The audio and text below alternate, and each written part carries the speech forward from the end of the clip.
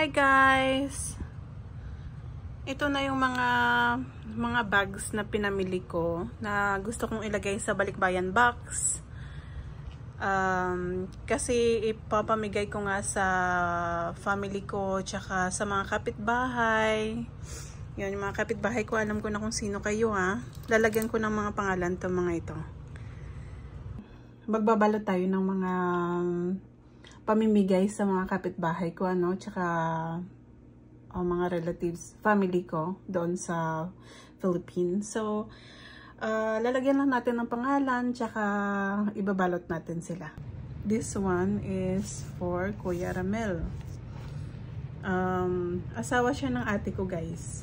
And I really think he's gonna like it. Guess.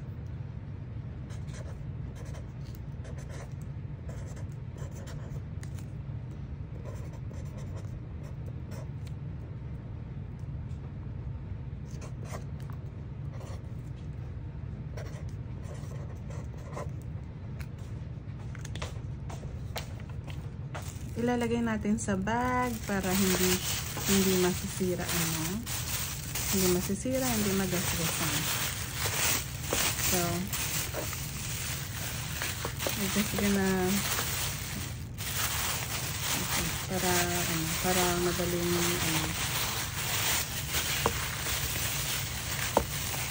yung pangalan, makita yung pangalan. Ayan. So, ganyan ko lang siya ilalagay, guys. And then, yung gagawin ko dito sa dulo, gugupitin lang natin yan. Just like this. O, diba? I have to look for my list, guys. Ito naman,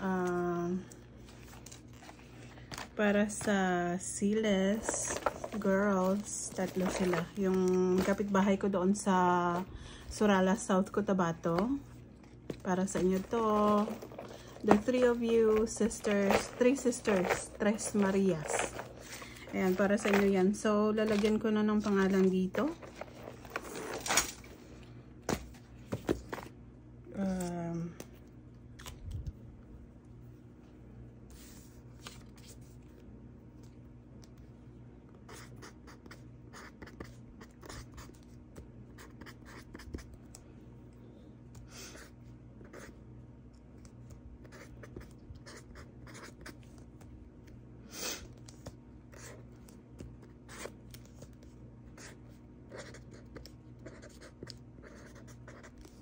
Ayan, kapitbahay ko yan sila sa Surala, guys.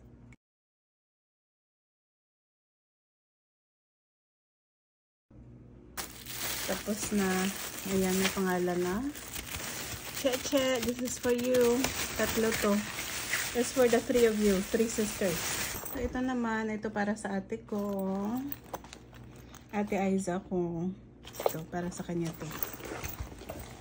Meron na akong naunang nabili sa kanya sa pinaka. This is really nice, guys. She gonna love it.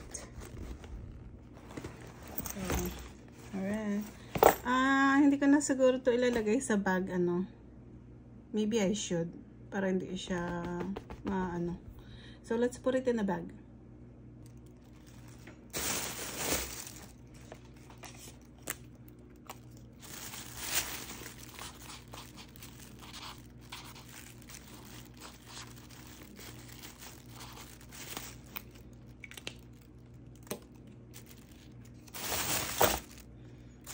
So, yan. Hindi na natin i-close to. Ibabag lang. Kasi, anyway, yung balikbayan box, papunta naman sa kanya. Sa kanya naka-address yung balikbayan box. Kasi, yun talaga ang pakay ko, guys. Sa kanya ko isasend ng balikbayan box. Kasi,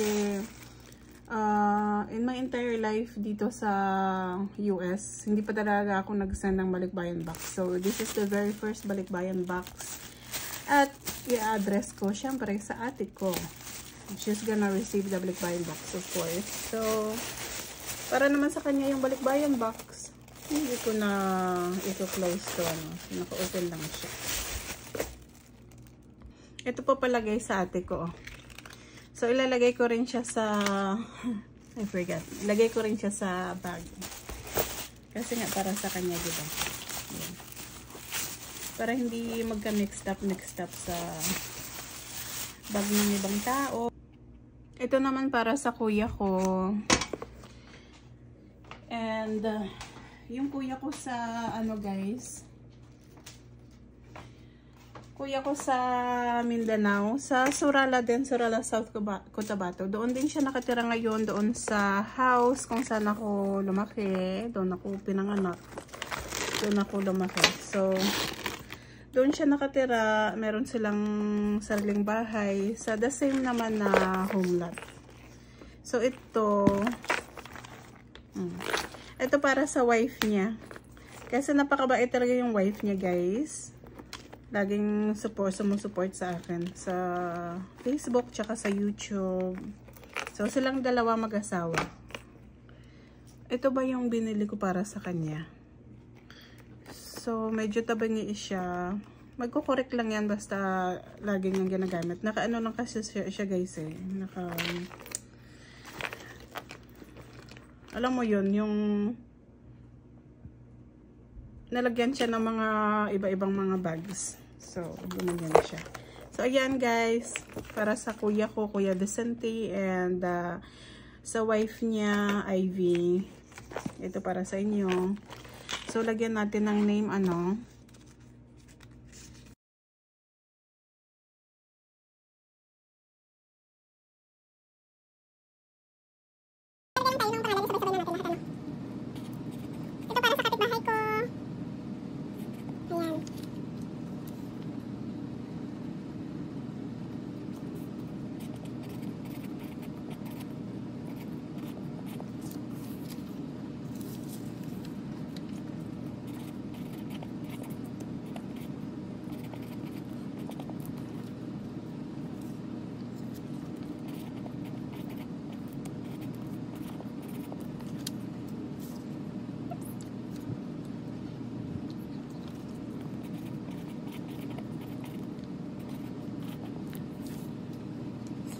Guys, merong full name, ganun.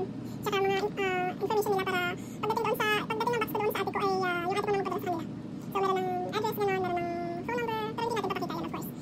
Para pagdating sa ate ko, madali na lang.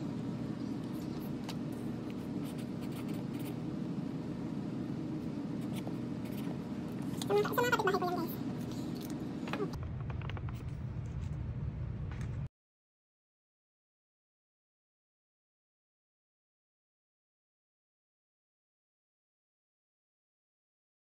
This is for my friend guys. Friend ko siya talaga, yung kaklase ko siya nung high school. Sa kanya ako nangungopia nung high school guys. So ayan siya. Nangungopia ng assignment. Yun lang kasi tamad akong gumawa ng assignment eh. So mangopia na lang, di ba? So let's put it in a bag para sa kanya. Rachel, this is for you. Ay, sus Maria Santos Santima. Ito ba yun? Natanggal yung tag niya. Well, tanggalin natin yung tag kasi syempre wag natin i-reveal kung magkano yung ano. Wag natin i-reveal kung magkano siya.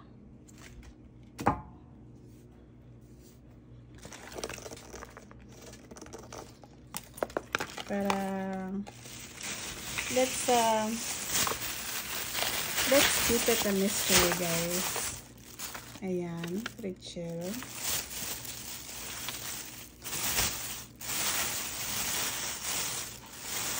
So, ilang kapitbahay pa ba guys? We have 3, 4, 5. 5 kapitbahay pa. Let's find their bags. This one is for Glory. Kapitbahay ko na si Glory. This is for my niece. Ayan. for now, they can share. Pupunta naman kasi sila dito sa Amerika, guys. So, for temporary lang nila na gamit to. Or, share lang muna sila. Kasi wala na akong space sa box eh. So, pagdating nila dito sa US, di bali na lang ulit. Ito na para sa pamangkin ko. Don't worry, guys. Doon sa loob ng balikbayan box, I have so many things for them. Para sa kanila. But ito is just for bags lang yung binabalot natin. Ito naman para sa kapitbahay ko. Ayan, Melodina. Para sa ito. Para sa kapitbahay, Melodina, for you. Ito naman is for kapitbahay, Shiny. It's for you. So, babalutin natin ano. Aray.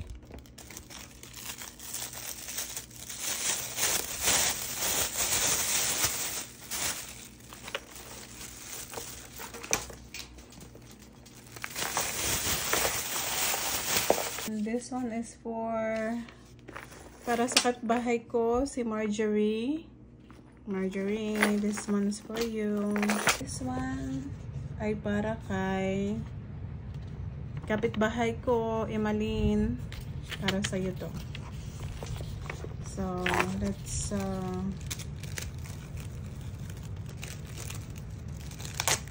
lagyan natin dito sa bag.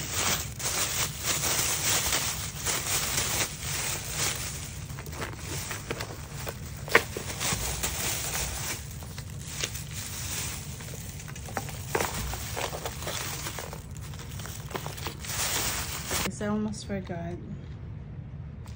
Para sa aking pamangkin.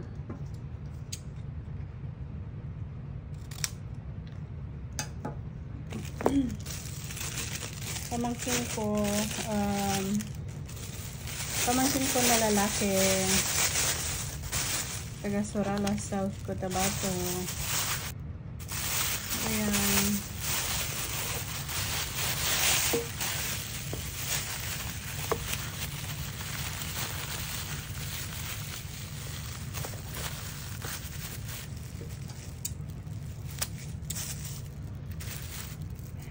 So, that's it for now. Meron tayong extra na wallet for women.